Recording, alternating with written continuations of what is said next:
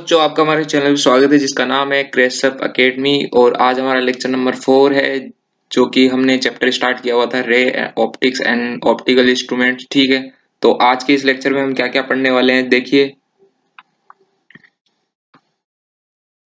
आज के लेक्चर में हम कवर करेंगे टोटल इंटरनल रिफ्रैक्शन, ठीक है, और एप्लीकेशन, कुछ एप्लीकेशंस की बात करेंगे टीआईआर की, ठीक है, और रिफ्रैक्शन एट स्फेरिकल सरफेस। तो ये सारे टॉपिक आज के इस वीडियो में हम कवर करने वाले हैं।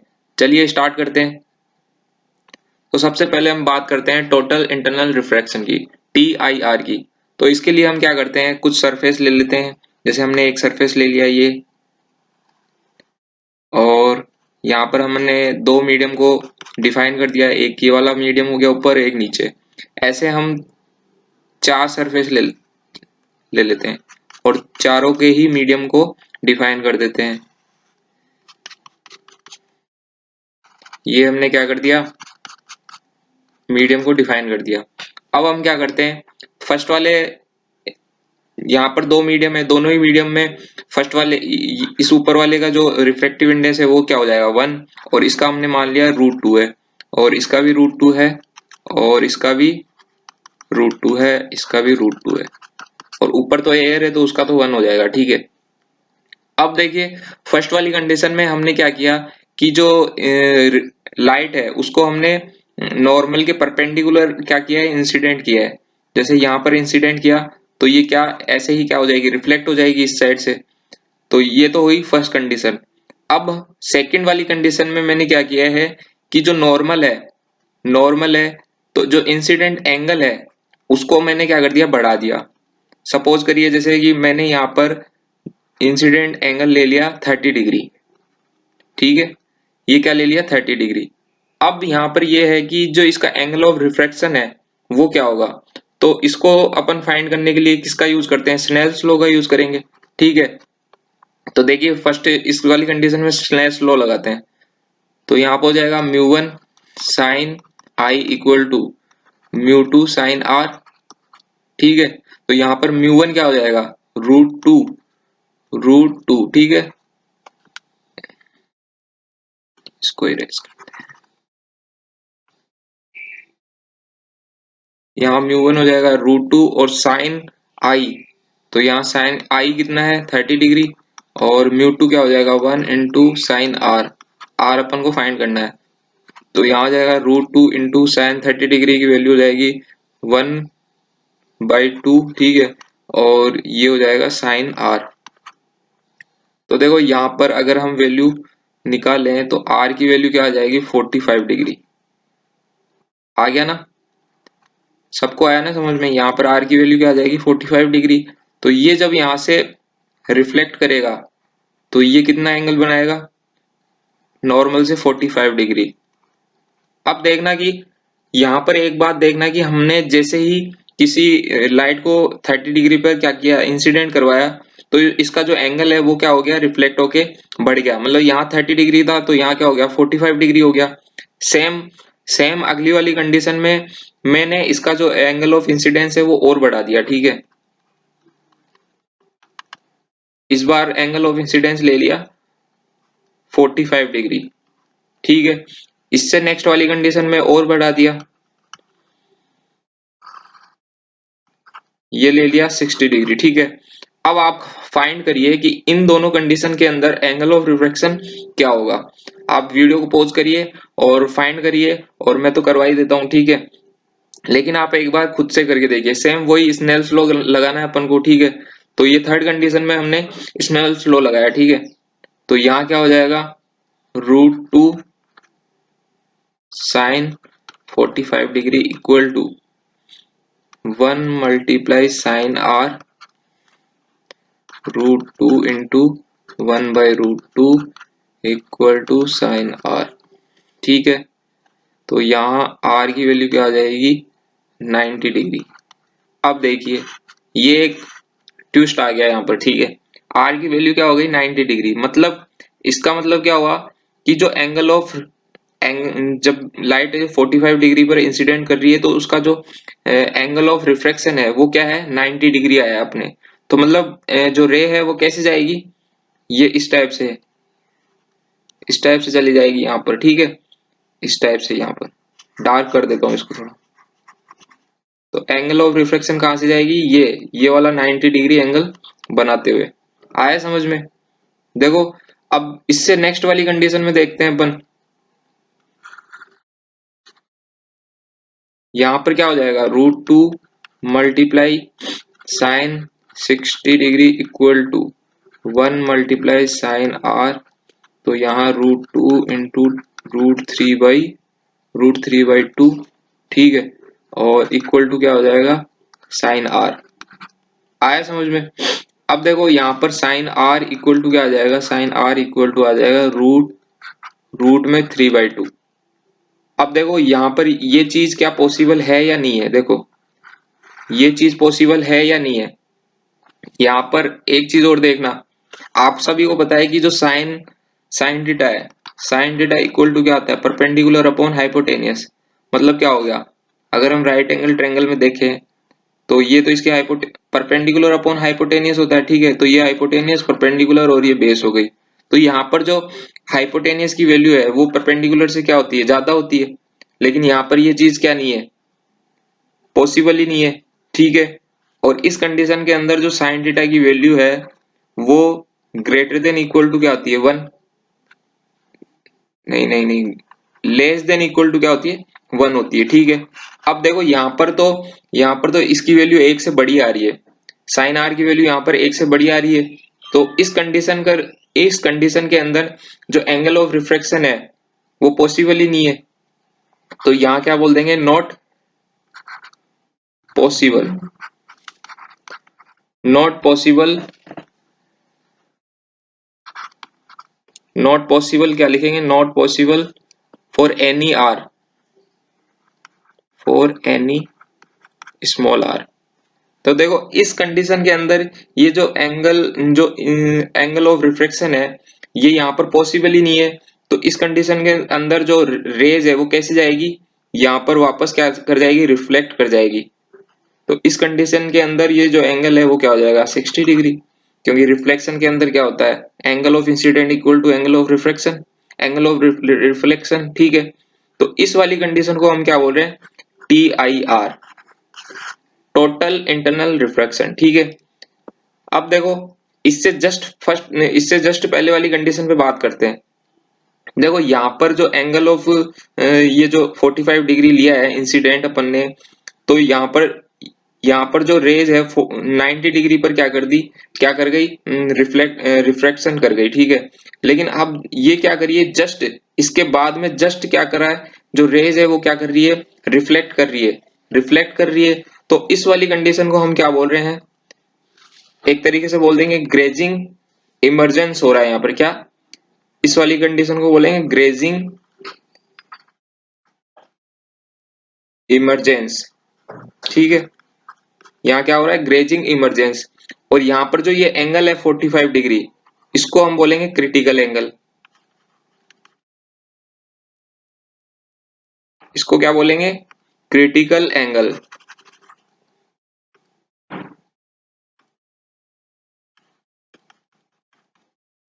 क्रिटिकल एंगल, ठीक है।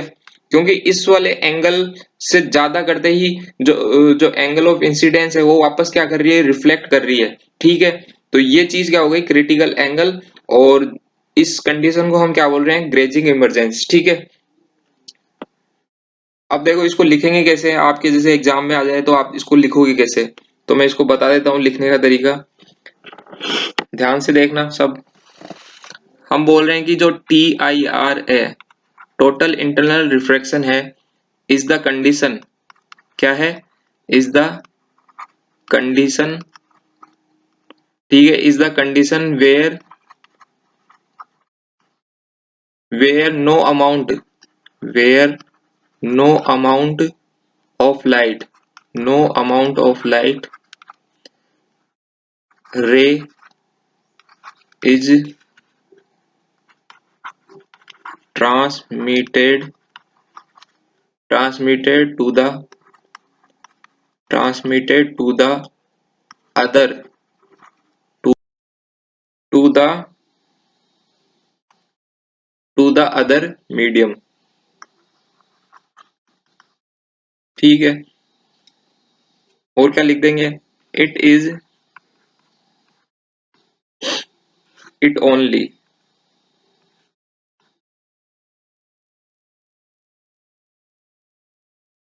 It only happen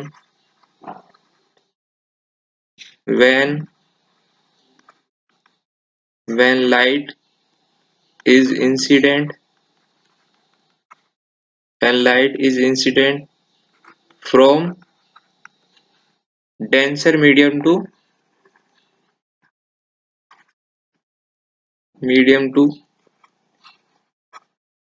rare medium। कब होगी ये, कि जब कोई लाइट डेंसर मीडियम से रेयर मीडियम में क्या करेगी, एंटर करेगी, तभी ये चीज क्या होगी, पॉसिबल होगी। ठीक है, अब एक चीज और देखना है यहाँ पर कि जो एंगल ऑफ इंसिडेंस था, अगर हम बोले कि जो एंगल ऑफ इंसिडेंस है वो ग्रेटर देन हो किससे, एंगल ऑफ जो क्रिटिकल एंगल था उससे। ठीक है, जब angle of incidence critical angle से क्या हो, ज्यादा हो, क्रिटिकल एंगल से ज्यादा हो, तो उस कंडीशन में क्या होगा, TIR होगा, टोटल इंटरनल रिफ्रैक्शन होगा। ठीक है, और जब इंसिडेंट एंगल की वैल्यू क्रिटिकल एंगल से क्या हो, इक्वल हो, तो उस कंडीशन के अंदर क्या होगा, जस्ट ग्रेजिंग इमरजेंस होगा। ठीक है, grazing grazing emergence grazing emergence grazing emergence का मतलब क्या होगा कि इस कंडीशन के अंदर जो एंगल ऑफ रिफ्रैक्शन है उसकी वैल्यू क्या होगी, 90 डिग्री। ठीक है, और अगर हम बोल रहे हैं कि जो एंगल ऑफ इंसिडेंस है वो लेस देन हो क्रिटिकल एंगल से, तो उस कंडीशन के अंदर क्या होगा, रिफ्रैक्शन होगा। उस कंडीशन के अंदर क्या होगा, नॉर्मल जो रिफ्रैक्शन होता है। ठीक है, तो ये चीज आई है आपको समझ में, आई होप समझ में आई होगी आपको, है ना। और अब चलते हैं नेक्स्ट, अब हम बात कर लेते हैं क्रिटिकल एंगल की। ठीक है, क्रिटिकल एंगल क्या होता है। ठीक है, क्रिटिकल एंगल के लिए हम क्या बोल रहे हैं कि जो एंगल है, angle angle of incidence angle of incidence for which angle of incidence for which angle of refraction is क्या हो, 90 degree. Angle of refraction is 90 degree for a given pair given pair of media in which light goes from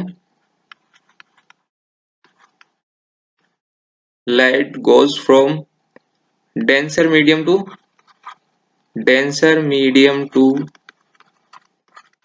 rare medium denser medium to rare medium। ठीक है, आया समझ में। अब इसको देख लेते हैं कैसे। नॉर्मली अपन ने क्या किया था,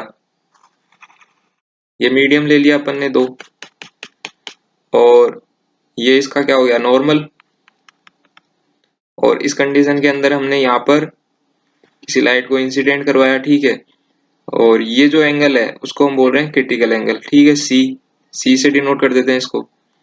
और इस कंडीशन के अंदर जो एंगल ऑफ जो रिफ्रैक्शन लाइट है वो कितने एंगल पे रिफ्लेक्ट करेगी, 90 डिग्री पर। ठीक है, और ये इसका हम बोल देते हैं रिफ्रैक्टिव इंडेक्स μ1 है और इसका μ2 है।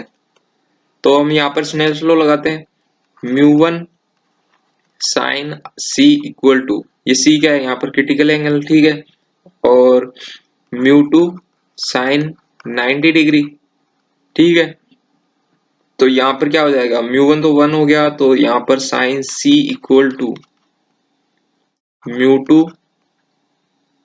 μ1। ठीक है, यहाँ μ1 1 ही लेके चलते हैं अपन, तो यहाँ पर साइन सी इक्वल टू क्या हो जाएगा, sine C equal to μ2 upon μ1।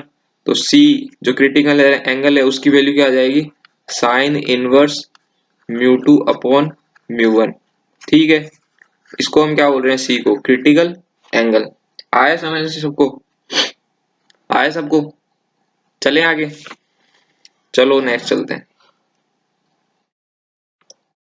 अब देखिए ये क्वेश्चन है, ये करिए आप। ये यहाँ पर थोड़ा खराब सा डायग्राम है, लेकिन फिर भी आप करिए इसको। यहाँ क्या फाइंड करना है, find the critical angle of A angle for a given pair of media. ठीक है, इस पूरे डायग्राम के लिए आपको क्रिटिकल एंगल फाइंड करना है, ये सी की वैल्यू फाइंड करनी है। ठीक है, तो अपन क्या करेंगे, यहाँ पर वही स्नेल्स लॉ का यूज करेंगे।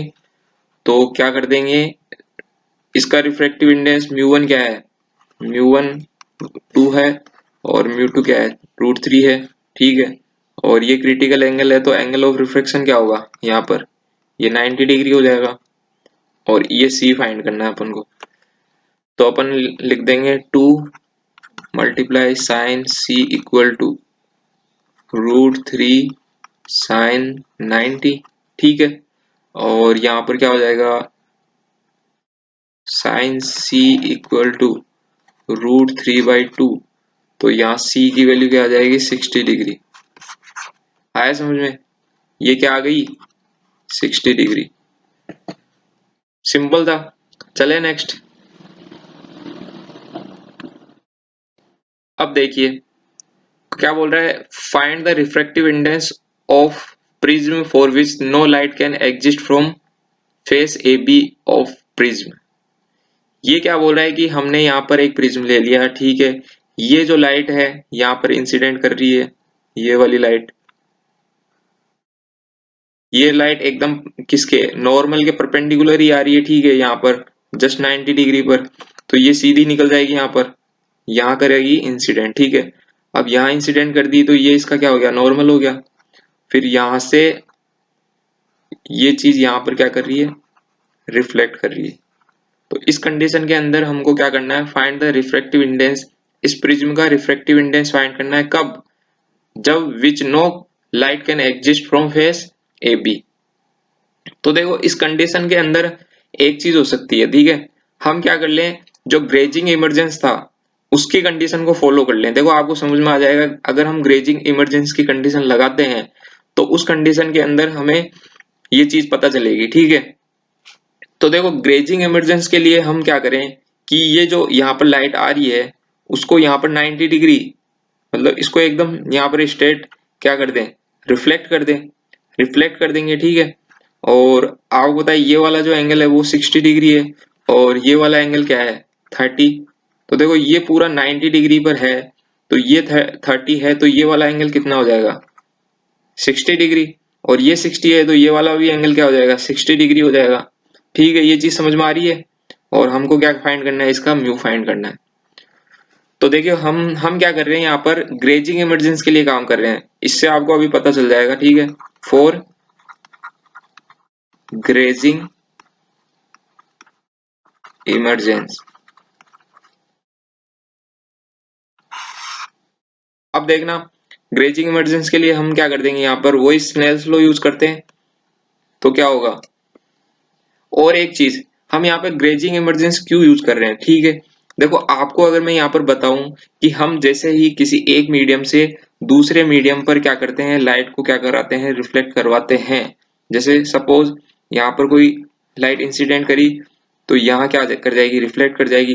तो देखो अगर हम बोले कि जो म्यू है, जो रिफ्रैक्टिव इंडेक्स है, उसकी वैल्यू को हम कम करेंगे, ज्यादा, मतलब ज्यादा करेंगे तो अगर क्या होगा, ज्यादा करेंगे तो TIR जो टोटल इंटरनल रिफ्रैक्शन है उसकी कंडीशन ज्यादा होगी। ठीक है, क्योंकि अगर हम रिफ्रैक्टिव इंडेक्स की वैल्यू बढ़ाएंगे वैसे वैसे इसका जो नॉर्मल से जो एंगल है वो क्या करेगा, बढ़ता जाएगा बढ़ता जाएगा बढ़ता जाएगा, और एक कंडीशन में क्या हो जाएगी, ये टोटल टोटल जो टोटल इंटरनल रिफ्रैक्शन है वो हो जाएगा। ठीक है, तो यही बोल रहा हूँ कि मैं यहाँ पर अगर हम जो ग्रेजिंग इमरजेंस है उसकी वैल्यू को, अगर हम उसकी वैल्यू उसकी कंडीशन से हम रिफ्रैक्टिव इंडेक्स को अगर फाइंड कर लेते हैं, तो हमें एक एक गेस लग जाएगा, एक अनुमान लग जाएगा कि उस कंडीशन में हम जो रिफ्रैक्टिव इंडेक्स आएगा उससे ज्यादा करने पर हमें क्या मिलेगी, जो TIR की कंडीशन मिलेगी।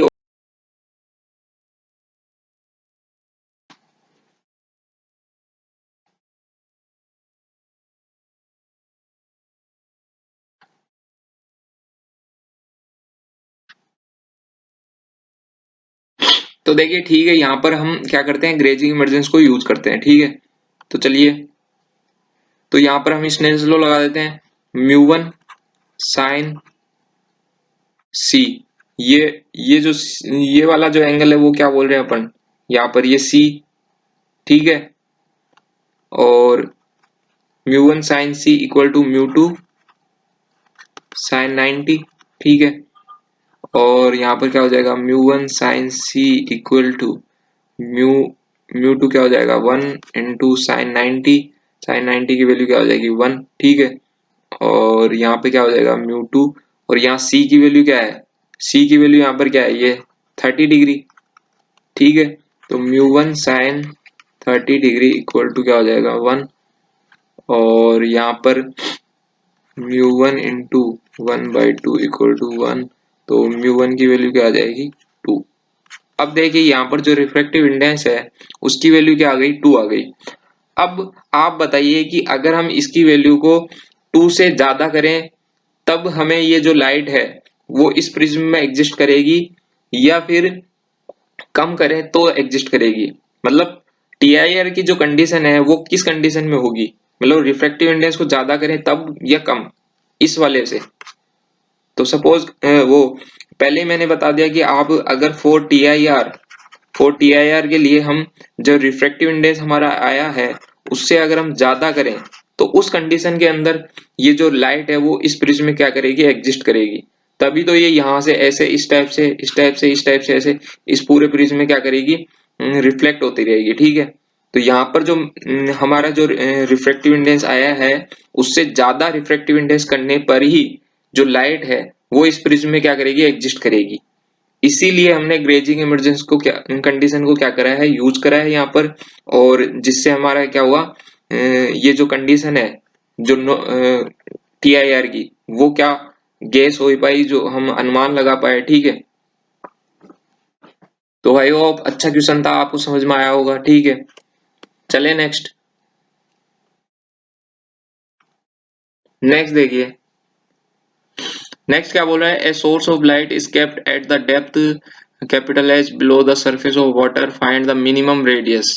क्या करना है, find the minimum radius of disc required to the place at the surface so that may emerge from the surface. Take refractive index of water, take refractive index of water mu। ठीक है, तो देखिए करते हैं इसको। एक source of light हमने यहाँ पर क्या कर दिया, सरफेस ले लिया। ठीक है, यहाँ पर इसका क्या हो गया, सोर्स, ये क्या हो गया, वाटर।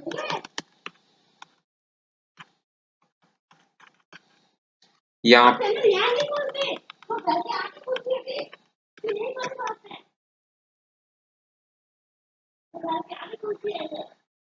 सोर्स ऑफ लाइट यहाँ पे क्या है, ओ पॉइंट हो गया इसका। ठीक है, अब क्या होगा, यहाँ से कोई लाइट इस टाइप से रिफ्लेक्ट होगी। ठीक है, पहले हमने ये बोल दिया कि ये तो इसके कोई लाइट परपेंडिकुलर आई, परपेंडिकुलर लाइट क्या हो गई, इस टाइप से गई यहाँ पर। ठीक है, ये तो ऐसे सीधी चल जाएगी। ठीक है, अब एक और गई। ठीक है, एक और गई तो वो कैसे वो जो नॉर्मल है उससे क्या होगी, दूर जाएगी। ठीक है, और ऐसे बढ़ती जाएगी तो यहाँ पर एक कंडीशन क्या आएगी, एक कंडीशन के अंदर ये वाली कंडीशन क्या हो जाएगी, अगर हम इसको बोले हैं कि एक लाइट ऐसे निकल गई। ठीक है, और इससे जस्ट नेक्स्ट वाली जो लाइट है वो क्या कर जाएगी, वापस रिफ्लेक्ट कर जाएगी।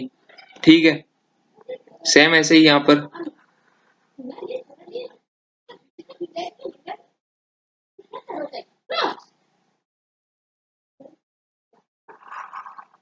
ठीक है, तो देखो यहाँ पर जस्ट क्या कर गई, इमर्ज कर गई लाइट। तो ये जो वाला इसको हम इस वाले एंगल को हम क्या बोल रहे हैं, क्रिटिकल एंगल।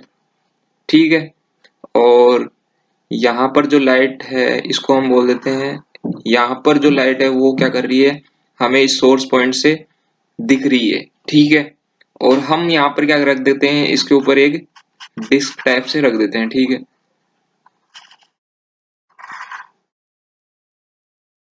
इस टाइप से, जिससे क्या हमें ये लाइट बाहर नहीं जाए, ठीक है। अब क्या बोल रहा है कि find the minimum radius of the disc. ये जो रेडियस है यहाँ पर कैपिटल आर बोल देते हैं, ये हमको फाइंड करनी है, ठीक है।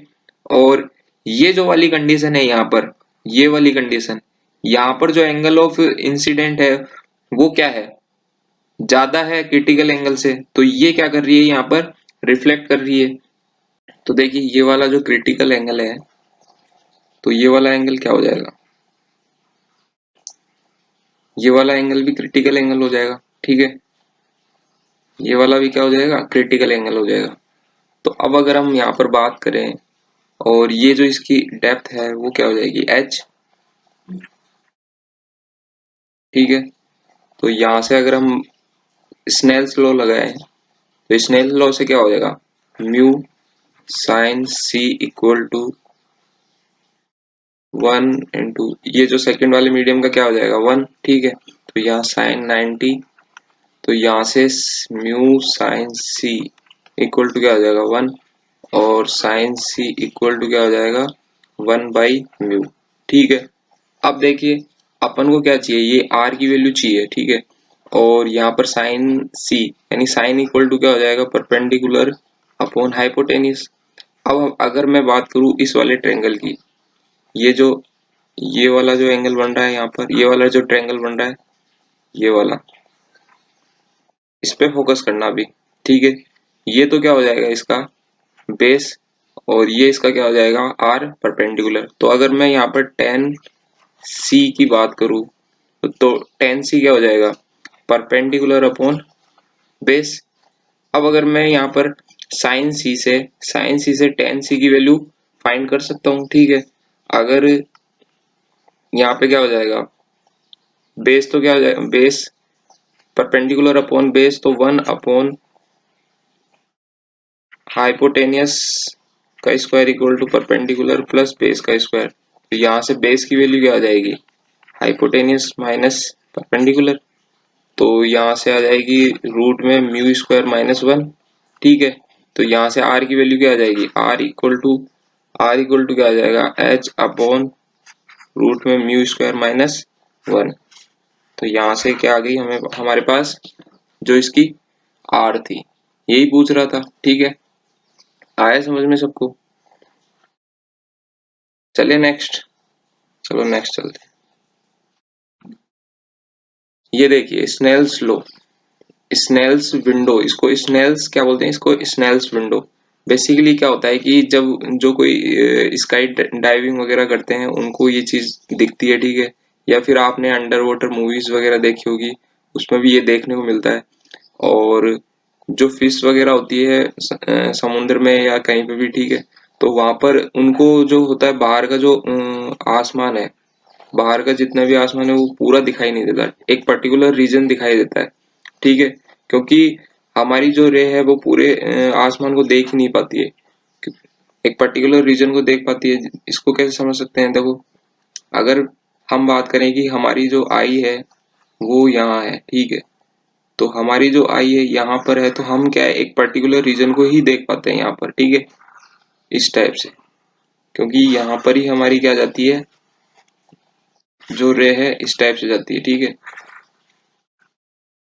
अब अगर इससे अलग रीजन से कोई भी रे अगर हमारी तरफ आएगी, जैसे यहाँ पर, तो यहाँ पर हम किसी चीज को देख ही नहीं पाएंगे, क्योंकि हमारा एक पर्टिकुलर रीजन होता है जिसमें हम किसी ऑब्जेक्ट को क्या देख पाते हैं, ठीक है। तो इसको हम क्या बोलते हैं, स्नेल्स विंडो, ठीक है। आए समझ में, चले नेक्स्ट। अब देखिए अब हम बात कर रहे हैं जो टोटल इंटरनल रिफ्रैक्शन की जब हमने बात की थी उसके कुछ एप्लीकेशन की, ठीक है। तो सबसे पहला है मिराज, ठीक है।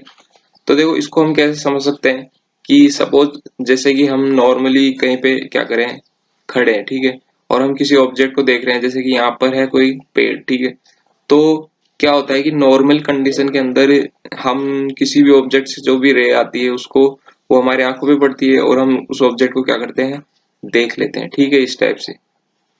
लेकिन इस कंडीशन में क्या होता है कि ये जो जितना भी ये वाला रीजन होता है उसका जो रिफ्रैक्टिव इंडेक्स क्या डेंसिटी है, इसकी जो डेंसिटी है वो क्या होती है, ज्यादा होती है, ठीक है। मतलब ये पूरे ही रीजन में एक सिमिलर वे में क्या होती है, इसकी डेंसिटी ज्यादा होती है। लेकिन अब अगर मैं बात करूं इस वाले रीजन की, सेकंड वाली कंडीशन में बात करूं, तो क्या होता है कि जब गर्मी या इस टाइप की चीजें होती है, तो ये जो रीजन है, ये जो अर्थ वाला रीजन है, ये क्या हो जाता है, बहुत ज्यादा गर्म हो जाता है। ठीक है, बहुत ज्यादा गर्म हो जाता है, जिससे कि क्या होता है कि ये जो नीचे वाला एरिया है अर्थ के पास वाला, इसकी जो डेंसिटी है वो क्या हो जाती है, कम हो जाती है। और ऊपर वाले रीजन की अगर मैं बात करूँ तो इसकी डेंसिटी ज्यादा होती है। तो इस कंडीशन के अंदर क्या होता है कि जैसे सपोज करिए यहाँ पर बहुत सारी क्या है, इस टाइप से, अब देखो इस ऑब्जेक्ट से कोई भी रे आएगी, इस ऑब्जेक्ट से जैसे ही कुछ रे आएगी तो यहाँ पे पड़ेगी, तो वो क्या होगी, ये इसका नॉर्मल हो गया, ये रिफ्रैक्टिव नॉर्मल से क्या होगी, दूर जाएगी, दूर जाएगी। ठीक है, दूर जाएगी। अब अगर ये वाला जो एंगल है, इंसिडेंट एंगल, अगर ज्यादा हो जाए किससे, क्रिटिकल एंगल से, तो इस कंडीशन में ये क्या कर जाएगी, टी आई आर कर जाएगी। ठीक है, टी आई आर कर जाएगी, तो ये हमारी कहाँ पड़ेगी, आंखों में पड़ेगी। ठीक है, अब अगर इस कंडीशन में हम अगर इसको हम पीछे की तरफ मिलाए, तो हमारा जो ऑब्जेक्ट की जो इमेज है वो कहाँ मिलेगी, इससे दूर मिलेगी, इस साइड में। ठीक है, तो इस टाइप से हमें क्या लगता है कि इसकी जो ऑब्जेक्ट की जो इमेज है वो एक तरीके से यहाँ पर किसी किसी रीजन में बन रही है। ठीक है, इस वाले रीजन में, जैसे कि यहाँ पर कोई क्या पड़ा हो, जैसे कोई वाटर वगैरह पड़ा हो और उसमें उसकी इमेज बन रही हो। क्योंकि यहाँ पर क्या हो जाता है कि जब किसी डेंसर, जैसे ऊपर वाला रीजन तो क्या हो गया, डेंसर मीडियम, और नीचे क्या हो गया, रेयर मीडियम। तो इससे क्या होता है कि हमारी जो भी रेज आती है वो टीआईआर करके हमारी आंखों की तरफ पहुंचती है, और उसका जब हम पीछे की तरफ रे को मिलाते हैं तो उसका जो इमेज है वो हमें इस टाइप से मिलता है। ठीक है, तो आई होप आपको समझ में आया होगा अच्छी तरह। चलिए नेक्स्ट नेक्स्ट बात करते हैं डायमंड की। ठीक है, देखो डायमंड में क्या होता है, डायमंड का जो रिफ्रैक्टिव इंडेक्स है वो होता है 2.42। तो ये बहुत ज्यादा रिफ्रैक्टिव इंडेक्स है। ठीक है, तो इसमें क्या होता है, देखो ये क्या हो गया, डायमंड। ठीक है, डायमंड बना लेते हैं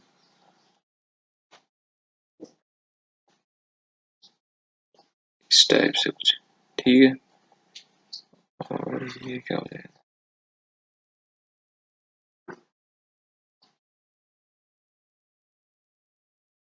ये क्या हो गया, डायमंड। ठीक है, इसको इस टाइप से। हाँ, तो देखो अगर मैं बोलूँ कि जिसका रिफ्रैक्टिव इंडेक्स क्या हो, ज्यादा हो, ठीक है, जिसका रिफ्रैक्टिव इंडेक्स ज्यादा होगा उसका क्रिटिकल एंगल क्या होगा, कम होगा। हाँ, क्रिटिकल एंगल क्या होगा, क्रिटिकल एंगल क्या होगा, कम होगा।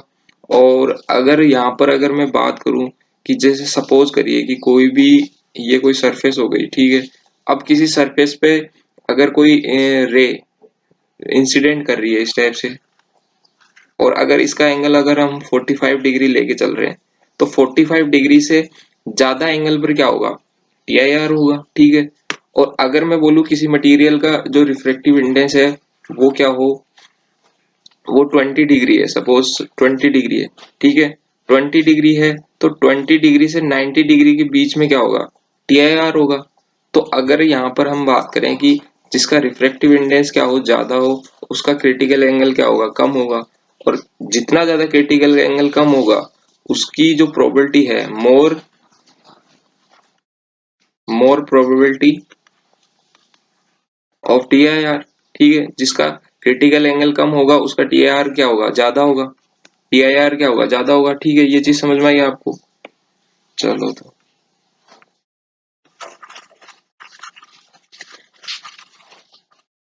अब बात करते हैं डायमंड में किस टाइप से रे आती है। तो देखो अगर मैं यहाँ पे बात करूँ डायमंड की, तो डायमंड में अगर हमने यहाँ पर कोई भी रे को क्या कराया, इंसिडेंट कराया। ठीक है, तो ये नॉर्मली क्या होगी, ऐसे इंसिडेंट होगी। लेकिन जब हम इसका एंगल को इस टाइप से चेंज करते हैं जिससे कि जो इंसिडेंट रे है वो इसमें क्या कर जाए, टीआईआर कर जाए। ठीक है, तो सेम अगर वो टीआईआर कर जाएगी, तो यहाँ पर जैसे इस टाइप से, इस टाइप से, इस टाइप से रे क्या करती रहेगी, इसमें रिफ्लेक्ट होती रहेगी और टीआईआर की कंडीशन होगी। ठीक है, तो इससे क्या होता है कि एक चीज और इसके अंदर कि जब भी डायमंड को बनाया जाता है तो क्या करते हैं जो डायमंड बनाने वाले हैं वो क्या करते हैं इसके जो ये फेसेस है इनको ज्यादा से ज्यादा देने की कोशिश करते हैं, जिससे क्या होता है कि जिससे ये ज्यादा से ज्यादा फेसेस होंगे तो इसके अंदर जो टीआईआर की जो कंडीशन है वो भी क्या होगी, ज्यादा होगी। जिससे क्या होगा, आप देखते होंगे कि कई शॉप वगैरह कहीं पे भी आपने देखा होगा कि बात करते हैं प्रिज्म की, ठीक है। प्रिज्म बेसिकली क्या करता है, किसी भी ऑब्जेक्ट को रोटेट करने के काम आता है, ठीक है। किसी भी ऑब्जेक्ट को रोटेट करने पे के लिए क्या काम आता है, प्रिज्म, ठीक है। तो देखो अलग अलग प्रिज्म होते हैं, उनकी अलग अलग शेप होती है। तो बात करते हैं प्रिज्म की। सबसे पहले अगर मैं बात करूं, जैसे सपोज करिए हमने ये क्या ले लिया, एक प्रिज्म ले लिया, ठीक है। अब इस इस प्रिज्म का हम जो रिफ्रैक्टिव इंडेक्स है वो क्या रखेंगे, ज्यादा रखेंगे, क्योंकि ज्यादा रखेंगे जिससे क्या होगा, टीआईआर की कंडीशन क्या होगी, ज्यादा होगी, ठीक है। अब सपोज करिए यहाँ पर हमने कोई रे इस टाइप से क्या करी, दी थी, तो ये यहाँ से करके यहाँ रिफ्लेक्ट हो जाएगी। सेम एक और दी, तो ये भी क्या कर जाएगी, इस टाइप से कर जाएगी, ठीक है। तो हमने किसी ऑब्जेक्ट ए बी को इस टाइप से क्या कराया है, इंसिडेंट कराया है। इसकी जो रे इस टाइप से इंसिडेंट करी और यहाँ पर इसकी जो इमेज है वो क्या बन गई, उल्टी। क्या बन गई, उल्टी।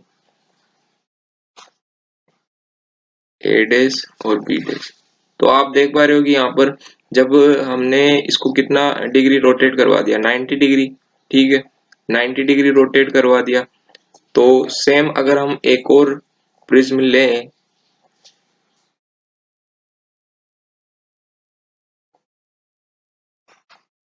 इस टाइप से, ठीक है। अब सेम हमने इसका जो रिफ्रैक्टिव इंडेक्स को क्या लिया है, ज्यादा लिया है। और यहाँ पर सेम हम किसी ऑब्जेक्ट को रखते हैं जिससे रे क्या कर रही है, इंसिडेंट कर रही है इस प्रिज्म पे, ठीक है। ये क्या हो गया, ए, और ये क्या हो गया, बी।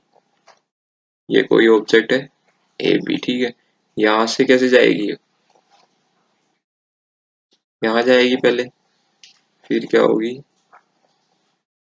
यहाँ, और फिर यहाँ, सेम यही।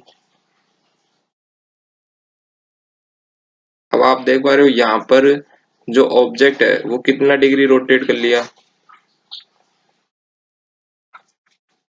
कितना डिग्री रोटेट कर लिया, 180 डिग्री, ठीक है। तो हम इस टाइप से बोल सकते हैं कि किसी भी प्रिज्म का यूज कैसे, किस लिए यूज होता है, prism, prism use J use T I R, ठीक है। Prism uses T I R to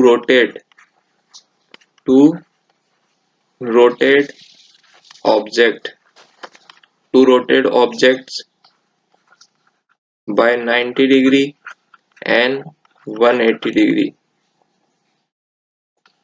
in certain instrument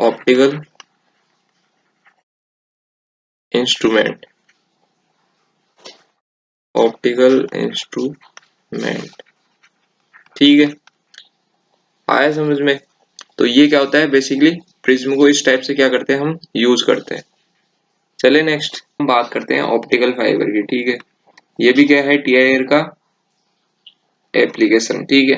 देखो ऑप्टिकल फाइबर में क्या होता है कि ऑप्टिकल फाइबर में हम बेसिकली वायर होता है, ठीक है। और इसके अंदर क्या होता है कि एनर्जी का कम से कम लॉस होता है, क्योंकि एक नॉर्मल वायर में क्या होता है, रेजिस्टेंस होता है, और उसके अंदर जितना ज्यादा लंबा वो वायर होगा उसके अंदर एनर्जी का ज्यादा से ज्यादा लॉस होगा, ठीक है। तो इसीलिए कहीं कहीं पर जो ऑप्टिकल फाइबर के जो वायर है वो यूज होते हैं, ठीक है। और इसको हम देखो एक एग्जांपल से समझेंगे। और आपने देखो ये बेसिकली ये लैंप भी देखे होंगे जिसमें हम किसी एक पॉइंट पर लाइट को क्या करते हैं, जलाते हैं। तो वो जो ऑप्टिकल जितने भी फाइबर के वायर होते हैं वो उस चीज को क्या करते हैं, शाइनिंग करते हैं, ठीक है। ठीक है, अब देखो इसको हम एक एग्जांपल से देखते हैं। ये देखो ये एक एग्जांपल है। इसमें हमें करना है कि find the minimum refractive index so that no light entering from face AD AD में emerge from face A B, ठीक है। अब देखना इसको हम कैसे कर सकते हैं। अगर सपोज करिए हमने यहाँ पर एक लाइट दी, ठीक है, हमने इस टाइप से एक लाइट इंसिडेंट करवाई, तो ये कैसे निकल जाएगी, सीधी निकल जाएगी, ठीक है, इस टाइप से।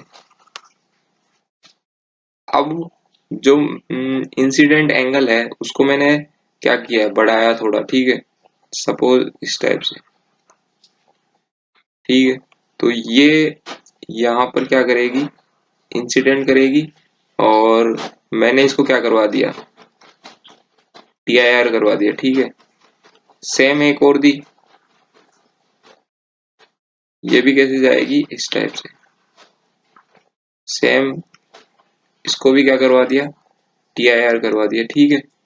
अब अब देखो आपको मैं एक चीज पूछता हूँ इसमें, ये हो गई 1 2 3।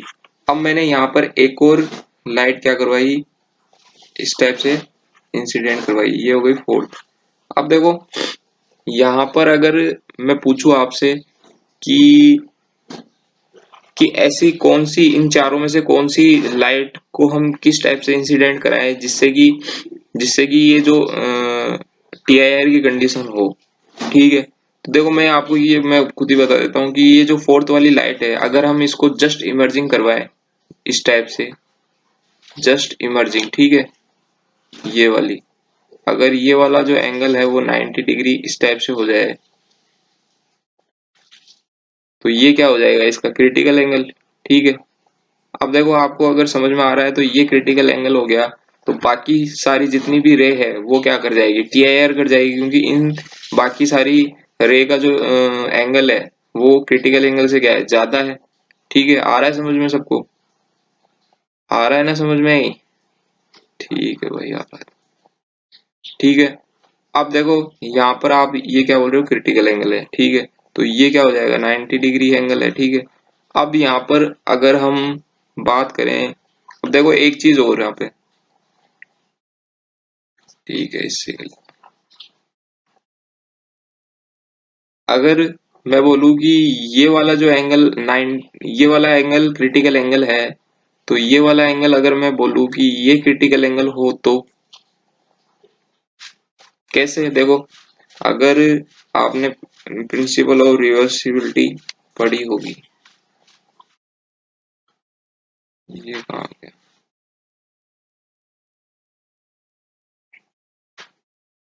ऐसा वाइट तो दिख ही नहीं रहा है।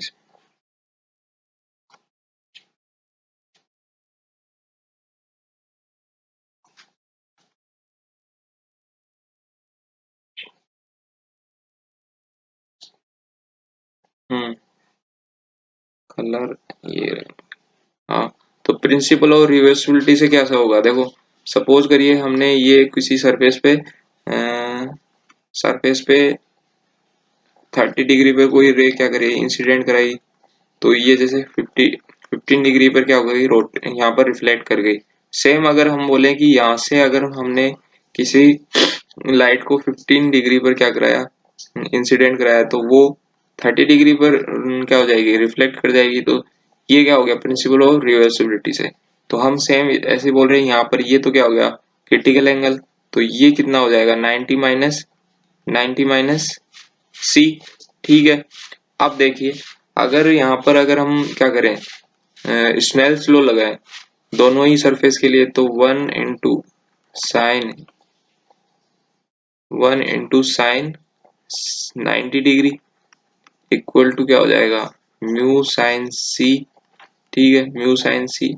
और नेक्स्ट क्या हो जाएगा, mu into sine 90 minus C equal to क्या हो जाएगा, 1 इंटू 9 साइन 90, ठीक है।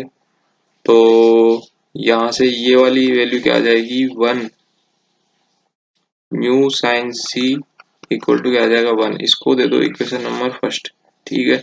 और यहाँ से क्या हो जाएगा, म्यू साइन ये क्या हो जाएगा, कोस हो जाएगा ना, ये क्या हो जाएगा, कोस। तो ये हो जाएगा कोस सी इक्वल टू 1, ठीक है। कोस सी इक्वल टू 1, इसको इक्वेशन नंबर 2 दे दो, ठीक है।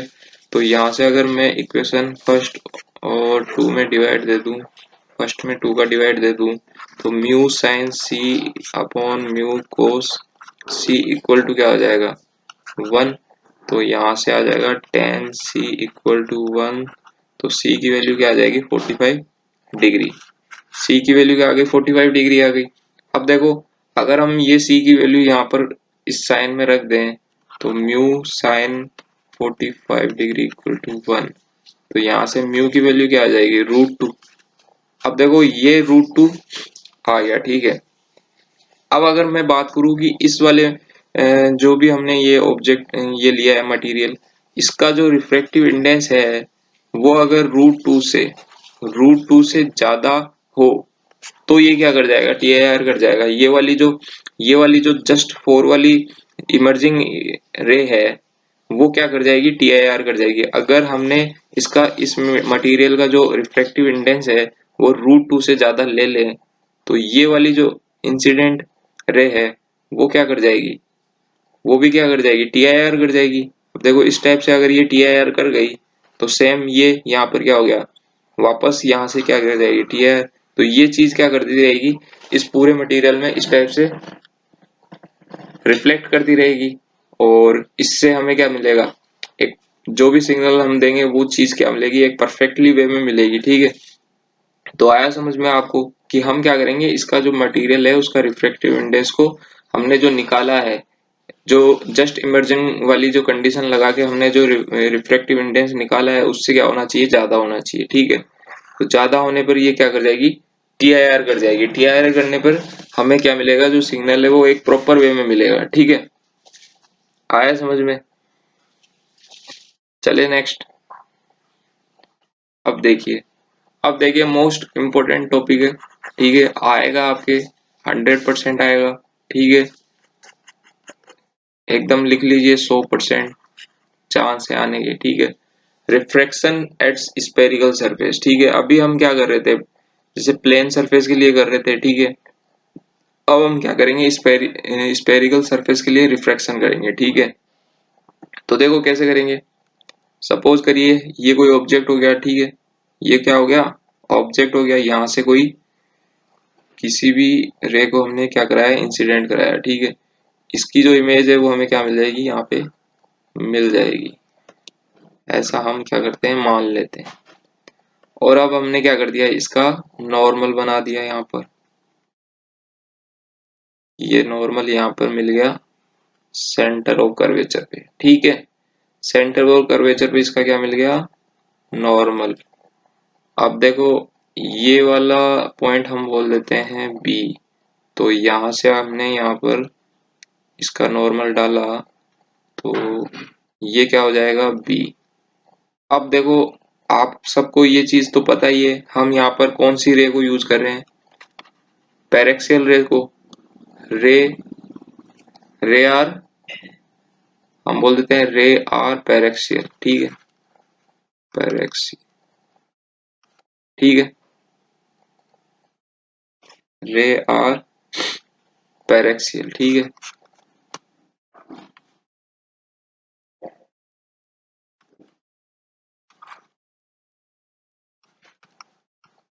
रे आर पैरेक्सियल, ठीक है। तो पैरेक्सियल है तो हम बोल सकते हैं कि ये जो पोल पे P पॉइंट है या तो A जो AP है वो लगभग किसके बराबर है AB के, ठीक है। अब देखो जो पैरेक्सियल रे के लिए हम यहाँ पर क्या कर रहे हैं यूज कर रहे हैं, ठीक है। तो यहाँ पर हमने बोल दिया कि जो AP है वो लगभग किसके बराबर होगी AB के बराबर होगी, ठीक है। अब देखो यहाँ पर ये वाला जो एंगल है ये क्या हो जाएगा इंसिडेंट एंगल, ठीक है। ये हो गया I और ये क्या हो जाएगा R, ठीक है। अब नॉर्मली हमने बोल दिया कि यहाँ पर ये वाला एंगल क्या हो जाएगा ये वाला एंगल, ये वाला एंगल और ये वाला एंगल। तो हम बोलेंगे इसको अल्फा बोल रहे हैं, इसको इसको बीटा और इसको बोल देते हैं गामा, ठीक है। और अगर डिस्टेंस की बात करें तो ये ऑब्जेक्ट से ये वाली जो डिस्टेंस है वो क्या हो जाएगी U, ठीक है। और ये क्या हो जाएगा रेडियस ऑफ कर्वेचर, ठीक है। और ये क्या हो जाएगा V। इतना आया समझ में सबको। चले नेक्स्ट। अब देखिए इसका जो रिफ्रैक्टिव इंडेक्स है वो तो हो जाएगा μ1 और इसका हो जाएगा μ2, ठीक है। इतना आ गया आपको समझ में, ठीक है। अब देखो हम बात कर रहे हैं यहाँ पर स्नेल्स लॉ की बात करेंगे, ठीक है। तो mu one sine I equal to mu two sine क्या होता है, आर होता है। अब देखो एक चीज और यहाँ पर हम स्मॉल एंगल के लिए काम कर रहे हैं, ठीक है।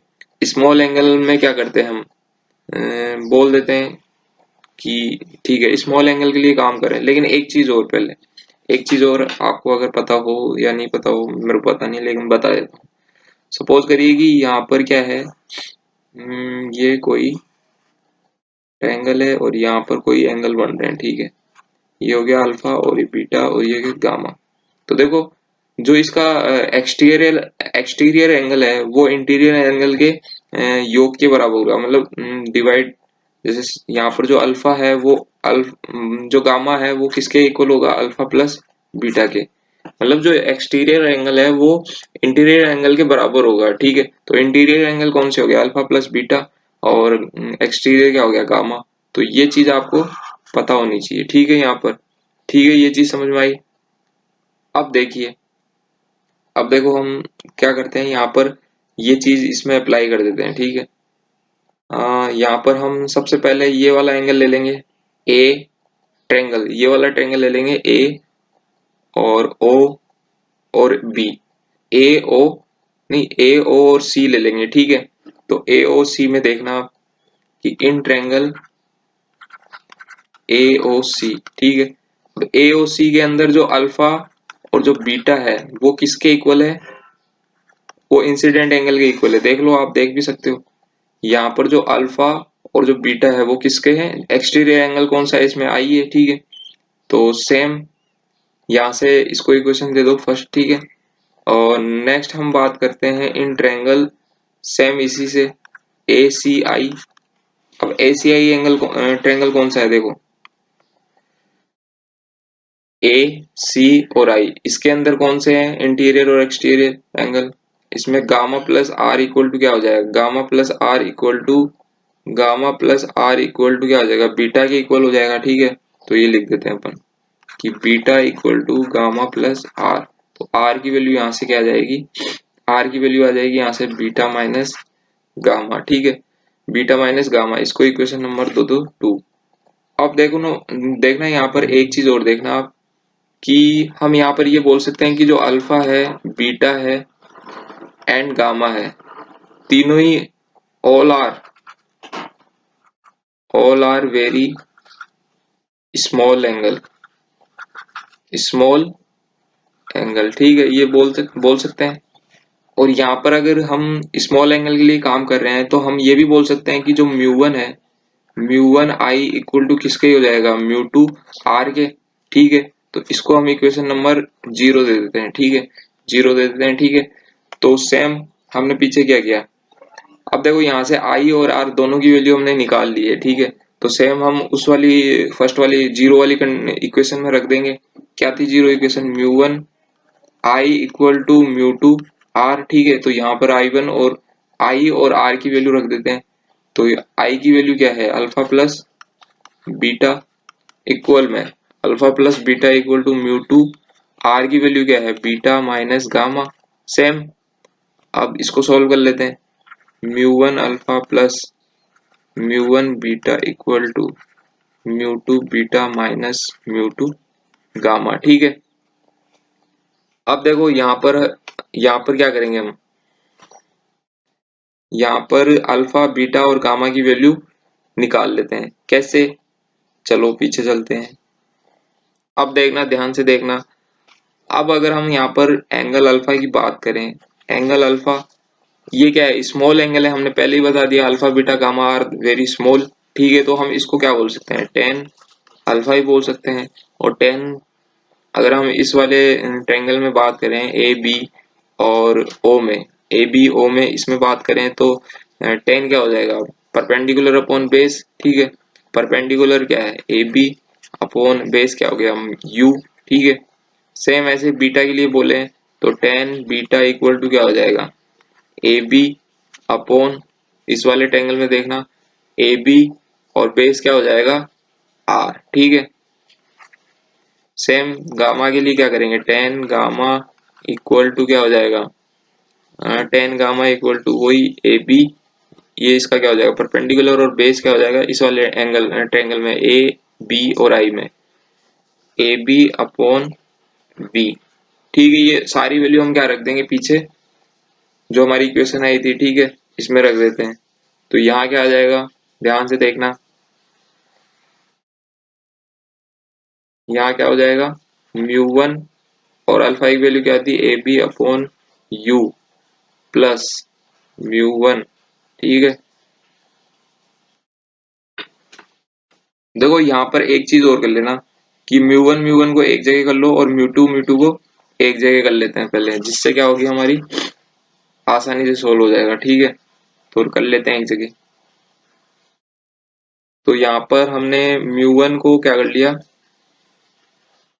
म्यू वन को एक जगह कर लिया, mu one alpha plus mu two gamma, mu two, mu to क्या है गामा। ठीक है, नहीं यहाँ पर जो बीटा बीटा है उसको एक जगह कर लेते हैं। ठीक है, तो इससे क्या होगा म्यू टू, यहाँ से बीटा कॉमन आ जाएगा और ये क्या हो जाएगा mu two minus mu one हो जाएगा। ठीक है, ऐसे कर लेंगे अपन। अब वैल्यू रख देंगे। ठीक है, तो यहाँ से म्यू वन और अल्फा की वैल्यू क्या है ए बी अपॉन यू। ठीक है, और बीटा गामा की वैल्यू क्या है, गामा की वैल्यू क्या है ए बी अपॉन वी। ठीक है, और बीटा बीटा की वैल्यू क्या है, इसको इरेज करो,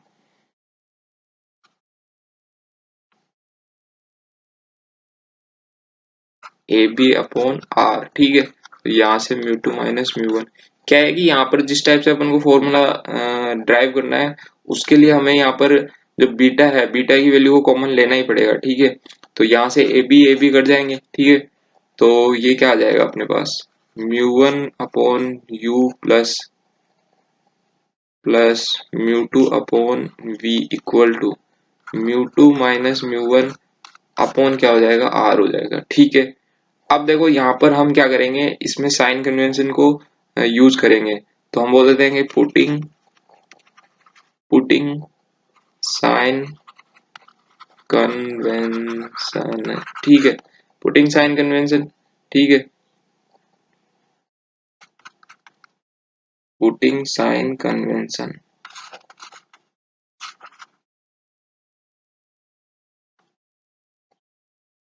पुटिंग,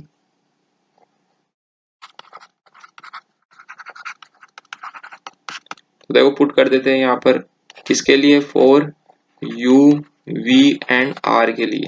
ठीक है, तो देखो यहाँ पर डायग्राम में देख लेना, यू क्या हो जाएगा नेगेटिव, यू नेगेटिव हो जाएगा। ठीक है, बस और बाकी सब क्या है पॉजिटिव, वी पॉजिटिव है, आर पॉजिटिव है। ठीक है, तो minus U mu one upon U क्या हो जाएगा negative, U plus mu two upon we equal to mu two minus mu one upon क्या हो जाएगा आर। ये आ गया, क्या आ गया, ये क्या आ गया आपका रिफ्रैक्शन एट स्फेरिकल सरफेस के लिए फॉर्मूला। ठीक है, मोस्ट इंपोर्टेंट फॉर्मूला है और ड्राइव भी करना आ सकता है आपके एग्जाम में। ठीक है, तो ये चीज आप क्या करके जाओ, क्लियर करके जाओ। आया समझ में सबको। ठीक है।